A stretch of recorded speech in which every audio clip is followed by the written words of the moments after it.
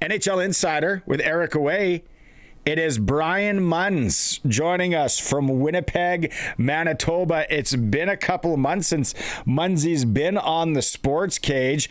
How are things in Winnipeg for you, Munzy? I know Curtis was asking that. Well, you were here on the weekend, and you got the start to decent weather. I wouldn't call it Cabo by any means, but I'll tell you what, over the next 3-4 days, we're supposed to still be right around zero. So what we've gone through, much like everybody in southern Saskatchewan, it probably feels a little bit closer to it because it hasn't been a good, 8 weeks of weather that we've kind of all gone through here lately, but we're getting close. Like, we're almost here at mid-February, so yeah. We've almost survived another prairie winter, so it's good. I was there last weekend, like you said, hockey tournament. I love giving free plugs when it's outside of the province. I always do it for Silver Heights. I didn't even make it to Silver Heights. I'm embarrassed, but there are two new spots. One new spot in Winnipeg, the Olympia Diner on Portage. It's been there forever. It's a nice little Greek restaurant. Oh, was that good? Oh, it's so good. Secondly, my first time ever, Munzy, I went to the Forks. My wife had to drag me to the Forks. It was so busy on Saturday evening. And we were in that market thing, and then there's guys walking around that were playing shinny outside. It was a hustling and bustling spot. So anybody that says, oh, the recession, the economy, go to the Forks on a weekend. It was jam-packed, wall-to-wall people. Do you make it down there much as a person that lives in Winnipeg? You know what? We were talking about that just before we came on the air. It's kind of like when I lived in Edmonton doing Oiler games. You don't go to West Edmonton Mall unless somebody comes from out of town. And the Forks, for me, is kind of the same thing. Now, I will say it's interesting that comes up because we were talking with the weather getting a little bit warmer this week, and I drive over. There's one of kind of two ways that I can come into downtown Winnipeg from living on the south end of the city, and I have to go over one of two bridges to get over one of the two rivers. And I look every morning, and there's somebody I get to the office between 8 and 8:30 usually, or closer to the bottom of the hour. But there's always somebody skating on the river, and I'm thinking, boy, how cool would that be to skate to work, if that's what they're doing or whatever it may be. But yeah, it's supposed to be like 0 to +5 here over the next couple of days. So my son and I have actually been talking about that we want to go for a little skate down the river for sure. Go for a twirl. It's like people in Saskatoon that they talk about how some people will paddleboard to work downtown. I think that's a fallacy. I think that's a lie. Yeah. I know lots of people. I'm from there. I don't know anyone that's ever paddleboarded to downtown Saskatoon. And then what? You carry it to the Potash Corp or wherever you work down there, Viter. Like you don't. That's a lie. I said if you see anybody floating in the river, that's something else. That's from my neck of the west, from my neighborhood. That's just people floating around doing things, or else the kayak club out there. But yeah, go for a skate to work. Okay, now we're not going to talk about Canada-Swiss because you're taping the game and you're going to go home and watch it. So we don't want to talk about that. But let's talk about Team Canada as a whole. A guy that's been around the pro game. They compile this team. They go there. We watch them play Czechia yesterday. They look, and I said this yesterday, I'm not the rah-rah Canada guy. I'm realistic, but they look good. They look deep. What jumped out at you in game one?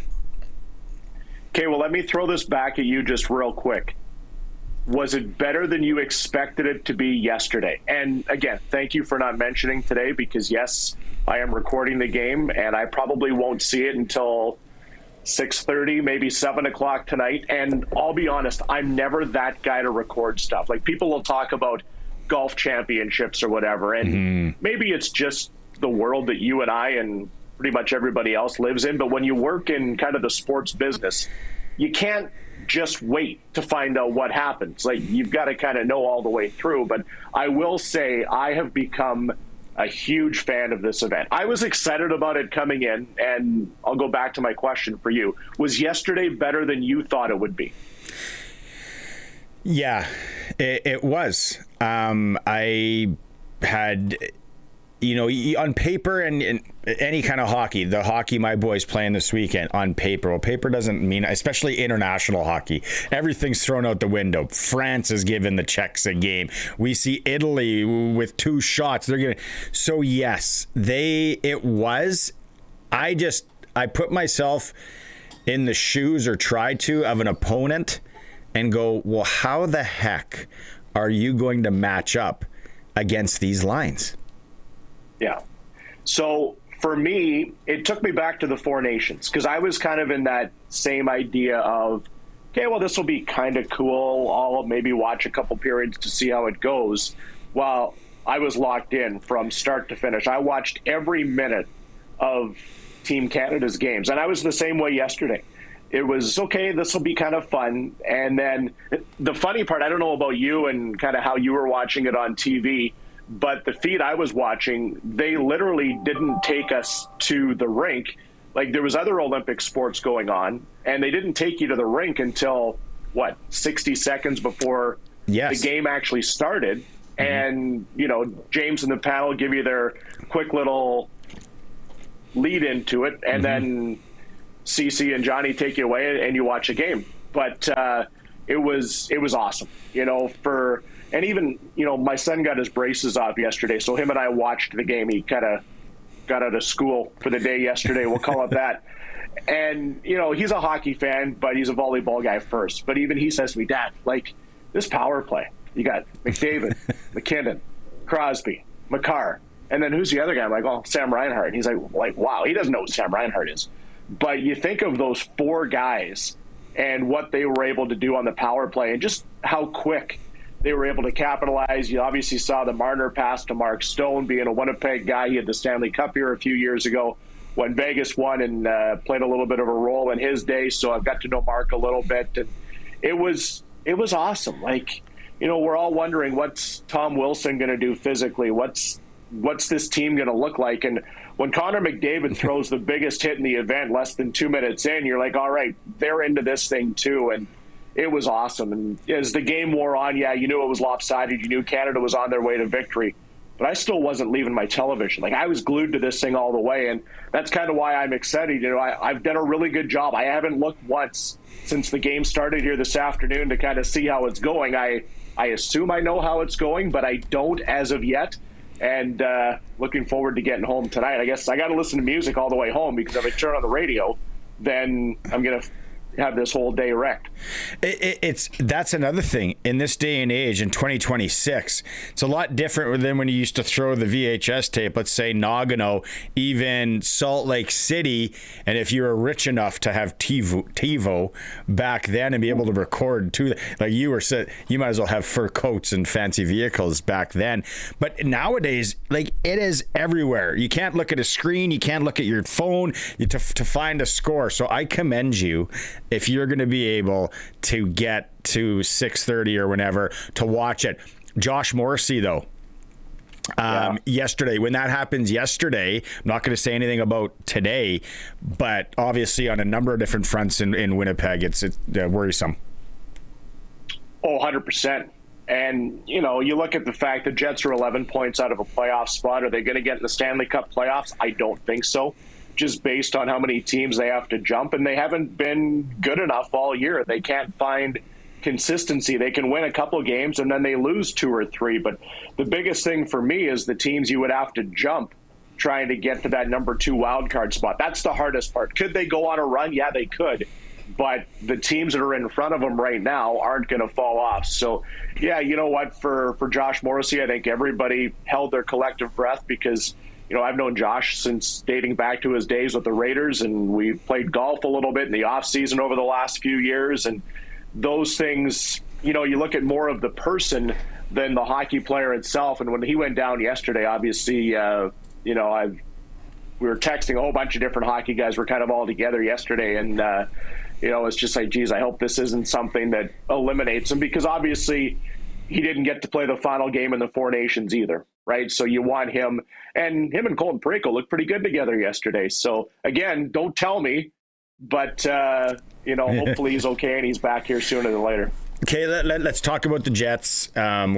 out of the break, you said probably unlikely. We talked to Kenny Weeb a couple weeks ago about things in Winnipeg. As a guy that used to call games for the team, and again, you're watching them closely still to this point, where do things go wrong? Can you put your finger on it?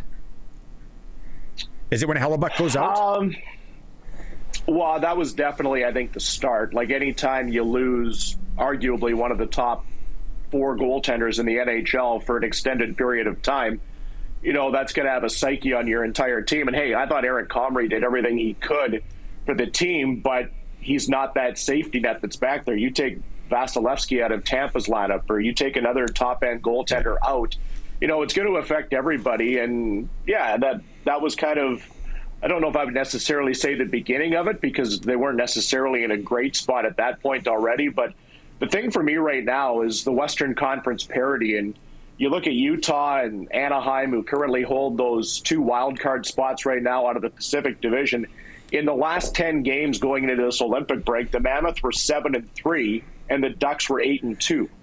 Right. Yeah. So again, kind of to what I mentioned earlier on, is teams aren't going to lose 4 or 5 games in a row, even if you go on a big heater to try and make up the 11 points that they're behind Anaheim in right now. And then, somehow you've got to get by the Kings, the Predators, the Sharks, and the Blackhawks. And then you've got the Flames, Blues, and Canucks in the rearview mirror. Now, the one thing I know from a team standpoint, and Scott Arniel said this, I think it was either before or right after their last game on the Wednesday there when they hosted Montreal going into the break, is they've got a lot of these opponents on the calendar coming up. But again, the problem is, you can win your games, but you pretty much need help from the entire NHL to knock off a lot of these other clubs more often than not. And, I hate to say it because I love to watch Stanley Cup playoff hockey, and I want the Jets to win a Stanley Cup as much as every other Winnipeg fan does, but it just might not be the year. Will they make some moves? Maybe not to make the playoff push, but are there guys that they could get rid of? Is a Luke Schenn, could he end up going somewhere? I don't know. Can you see any of that happening? Yeah, it wouldn't surprise me. I know Luke's gone through a lot since he came into the team with, his family still staying in Nashville, and now they're here and they're part of the community. And, I know that doesn't mean anything in the landscape of hockey, but I think it probably does to guys like you and I that are getting a little bit older now and understand the family side of it more than maybe what we would have looked at a decade or 15 years ago. But, for those guys, that's a big part of it. Now, they're obviously compensated very well and they know exactly what they're in for. So that's just kind of part of the game. But, yeah, it wouldn't surprise me if there's some serviceable players on this team that other teams that are in the mix right now or above the line that know they're going to make a playoff run. Wouldn't surprise me to add those players for depth, because really that's what Winnipeg did, right? When they were making their charge, they added players that had some postseason experience to the lineup to try and make them get over the hump. And obviously they had a really good run last year, just didn't go as far as they would have wanted. It's the NHL Insider segment here with Eric Francis out. Brian Munz is joining us from Winnipeg. It's brought to you by Sports Select. Let's shift gears for a second. While I got you here, I want to knock off a couple of these questions. How about your old team? Speaking of things up in paradise, the PA Raiders.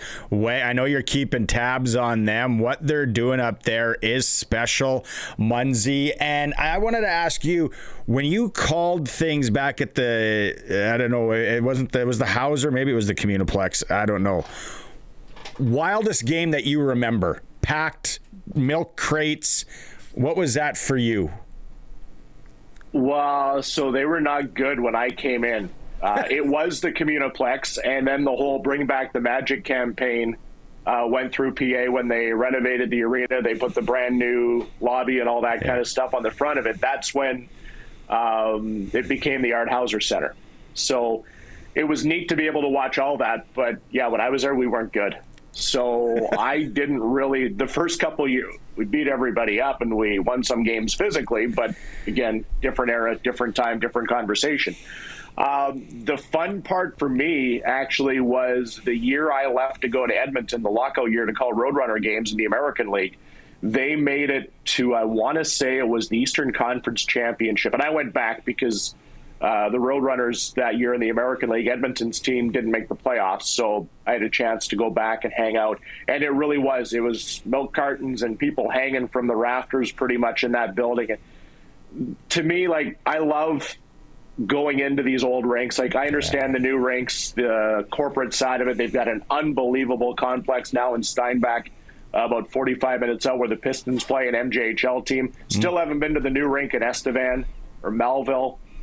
But I love going back to the Art Hauser Center and just being a part of that atmosphere. And obviously for them to win 40 games going into their game tonight in Brandon, I wanted to go down. They're only 2 hours away, but family duties called tonight, so I won't get a chance to watch the alumni play the Wheat Kings, who are in a battle for a playoff spot themselves right now. I think they're in, but Marty's got them playing pretty good as of late. But it's been fun to watch what the Raiders have done, and they were kind of neck and neck with Medicine Hat for a long time there, and all of a sudden they've been able to really flip the switch here and get going. And by the way, I love the new third jersey, that pirate they've got. I don't know if you've seen it. Yeah.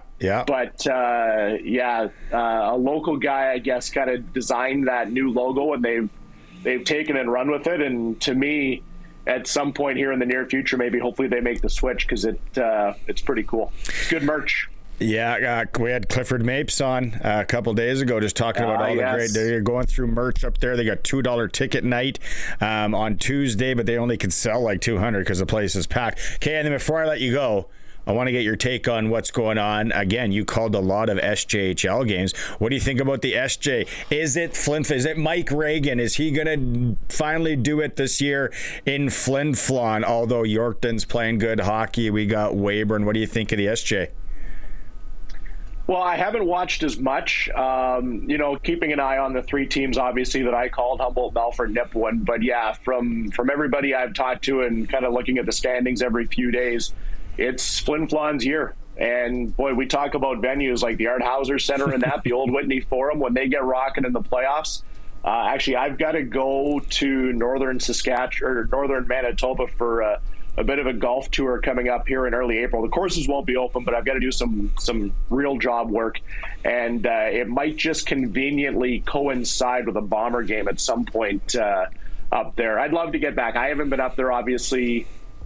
When was the last time? When they hosted the Royal Bank Cup, I went up for a couple days. That's got to be, 10, 12 years. I was doing the Jets by then, so I would say it's within 10, 12 years that the last time they had the RBC Cup there. It was so cool to get back and see so many people that are still around the rink. That's the fun part about junior hockey is you get a chance to reconnect with so many people that had a big part on your life. I don't know if the commission's listening again, and I'm going to throw it out, because every spring I'm like, all right, let's load it. I'm going up to finally check out the Whitney Forum, and then I bail on them because the kids have something. Maybe this is the year. Maybe it'll be the same trip that year floating through northern Manitoba. So, you're really the only sports show in the province that talks all episodes and levels of hockey. I don't understand how somehow, especially you being the great sales guy that you are, to get, one or two sponsors is all it takes. And the Sports Cage is live in each night of the SJHL championship. It only makes sense. Think of how good that could be, Barney. I know. And maybe even, sleep at the Hallwood Inn. Up in Waskasiu, like the old days when he used to cover the lob stick.